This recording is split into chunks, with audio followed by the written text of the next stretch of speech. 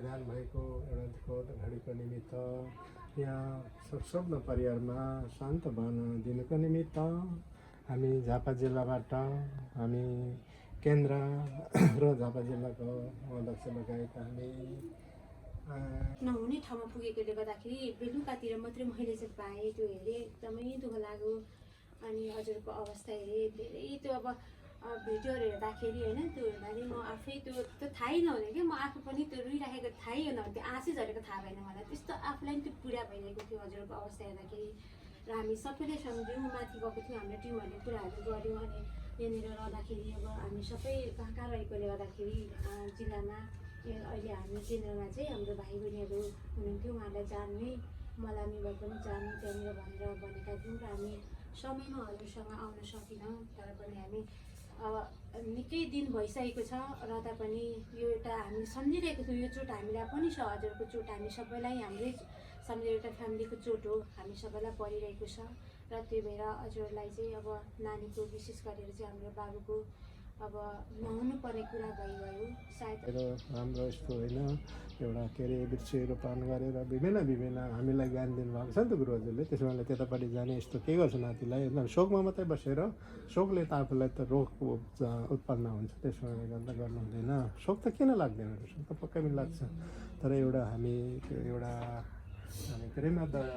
प्रेमवादी भएकोले गर्दाखेरि हाम्रो यो दर्शनले एकदम चाहिँ धेरै शोक नगर्नु भनेको छ। त्यसमा जसरी पनि चित्त बुझाउनुपर्छ।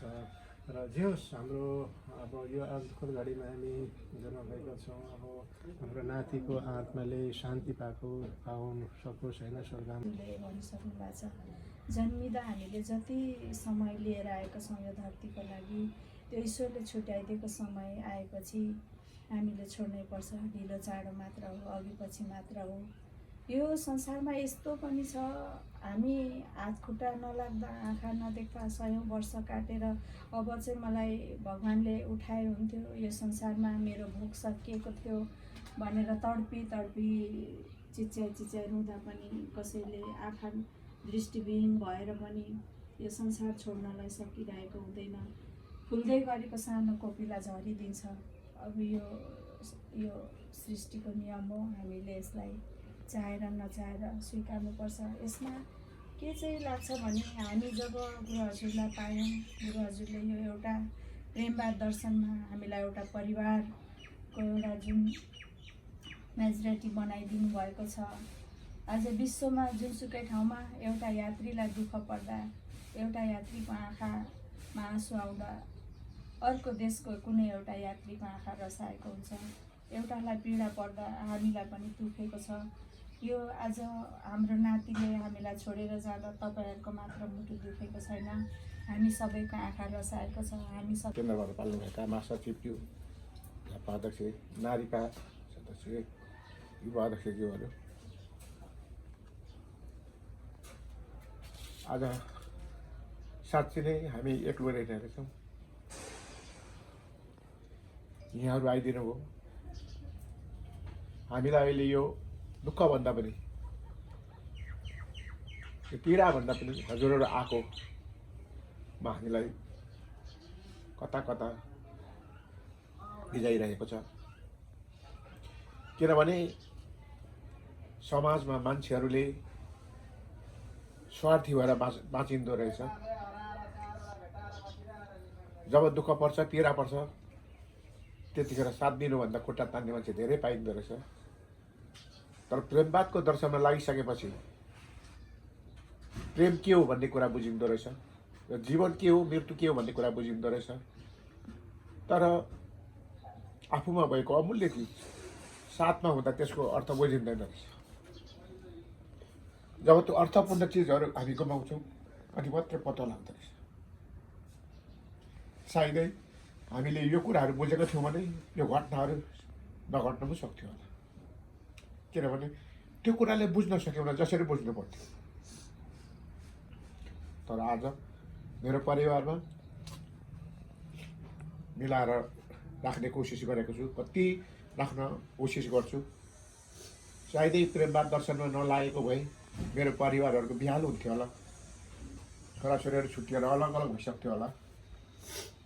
तर पनि मैले एउटा जानी नजानी सकि नसकी पनि एउटा छारी दिएर राख्ने कोसिस गरेको छु र पनि अझै म मेरो छोरालाई सम्झाउँछु तर नबुझिदिएपछि के गर्ने मन मान्दैन यो प्रेमवादको दर्शनले गुरु हजुरले दिनुभएको ज्ञानले गर्दाखेरि आज हामी साँच्चै नै हामी मान्छे भएछौँ जस्तो लाग्छ साँच्चै नै हामी बल्ल मानव भएछौँ जस्तो लाग्छ र यहाँहरू त्यो दुःखमा साथ दिन आउनुभयो यहाँहरू आउनु भनेको हामीलाई यो दुःखको बेलामा हाम्रो दुःख कम होस् भनेर आउनु भएको छ साँच्चै नै हाम्रो दुःख कम भएको छ तर हजुरहरूलाई भेट्दा आँसु आउँछ नि त होइन मन दुख्छ चित्त दुख्छ नि जसले माया गर्छ त्योप्रति हाम्रो आँसु झर्छ नि त्यस कारणले गर्दाखेरि हाम्रो दुःख पीडाहरूमा धेरै बल्लपट्टि लगाइदिनु भएको छ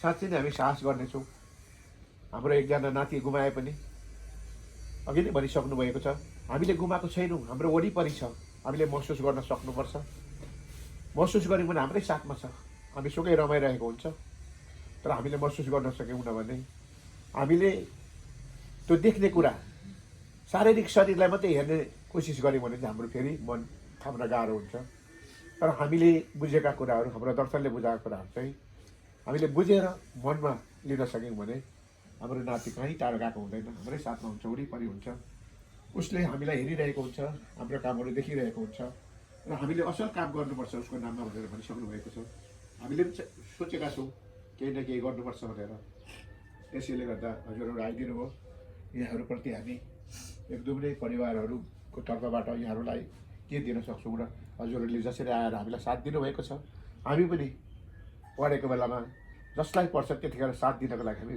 तत्पर छौँ जहिले पनि हामी साथ दिन तयार छौँ तर यतिखेर भने अलिकति केही न केही मानिसमा मनोबलहरू घटेको हुँदो रहेछ होइन कतै केही गर्नु मन लागेको हुँदैन घर छोड्नु मन लागेको हुँदैन तर पनि हजुरहरू आएर साहस दिनुभएको छ अब हाम्रो यो साहसलाई लिएर हामी अगाडि बढ्ने नै छौँ हामी कहिले पछाडि हट्ने छैनौँ दर्शनलाई सँगलेर बुझेका कुराहरू अरूलाई बुझाउँदै सबैलाई समेटेर अगाडि बढ्ने हाम्रो परिवारको योजना छ पक्कै पनि हामी यसरी नै बढ्छौँ सायदै अहिलेसम्म बरुक जिल्लामा हेर्दाखेरि 57 सालदेखि लागेपछि पछाडि नहट्ने परिवार हामी नै हो कि जस्तो लाग्छ बरुक जिल्लामै